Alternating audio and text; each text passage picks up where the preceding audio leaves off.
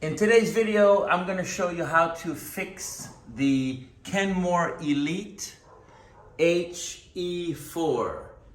This is a video on how to fix the Kenmore Elite HE4. What's wrong with it? It is no longer heating. I'm going to show you how to do it by removing 3 screws only, just to test.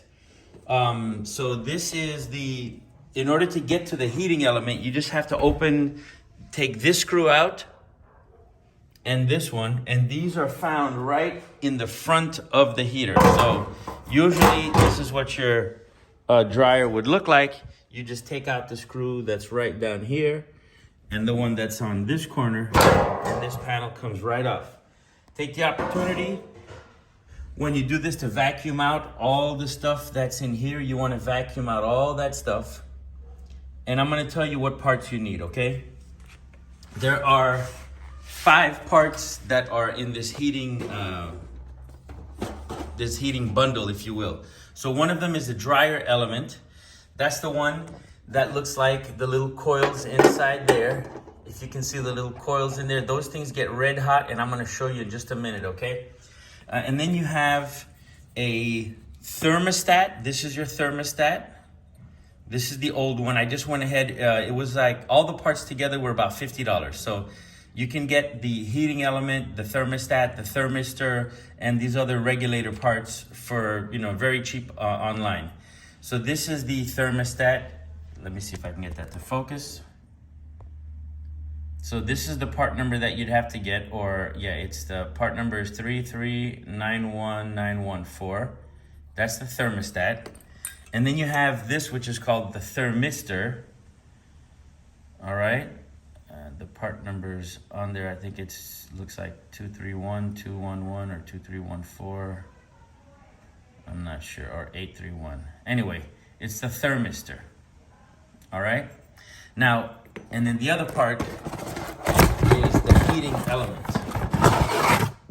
Now, just like anything, this is your old heating element. This one happens to still be good. I didn't have to change it. Anytime you have something that generates heat, it's gonna crack and break. And so typically these heating elements are the ones that go bad the first. Like these coils will just snap and break, but it's easy. If you get yourself a voltmeter and put it on continuity test, you can see if the heating element works. So a continuity test means that the electricity is going from one point to the next. It's following a path. So if we touch these 2 ends, it's gonna beep, all right? If I touch this piece of metal right here with the terminals, one here and one there, they'll beep because the electricity is passing through.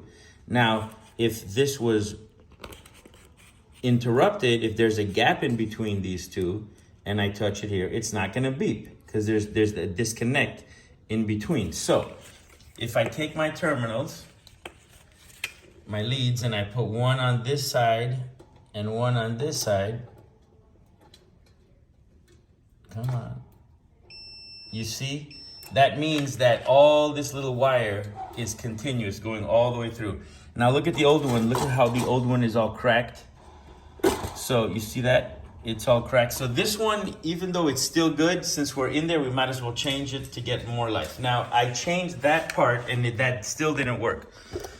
So I went ahead and I took the thermistor and I replaced that too. And I tested the thermistor the same way. Now you can test the thermistor by running electricity to it or testing the ohms.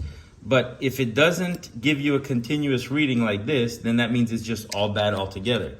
So you don't even need to know too much about it. But if you touch these 2 ends, this, when I touch them, it's supposed to beep. But on this one, it doesn't. On the new one, when I touch these ends, it beeps and it sounds like that. So when you touch these 2 ends, it's supposed to beep. So this thermistor is bad. Once I replace that, that's really all I needed to replace on this particular repair. But like I said, since I'm in there and it was so cheap, I ended up replacing the thermostat. I replaced the thermistor. And the only thing you have to do is once you take off these 2 front screws, you're gonna remove this screw right here. You take off that screw, okay? Once you take off that screw, this whole thing will slide out, and then your thermostat these are your heating element leads. Make sure you unplug the dryer before you do any of this. It is 220.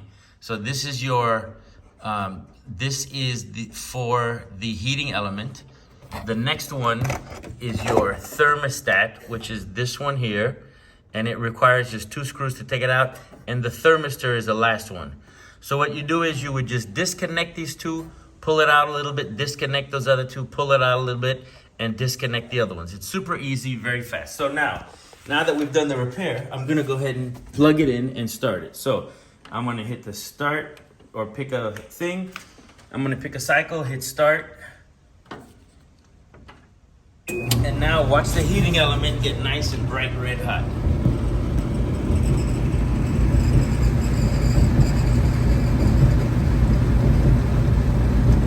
See that? So that's what it does. And now we're getting heat and we're gonna dry. Okay guys, this was a real quick video. Now to put it back together, you just slide it back in, connect it as you're putting it back in, put this last screw in, put these two, and you're done. Hasta la vista, babies.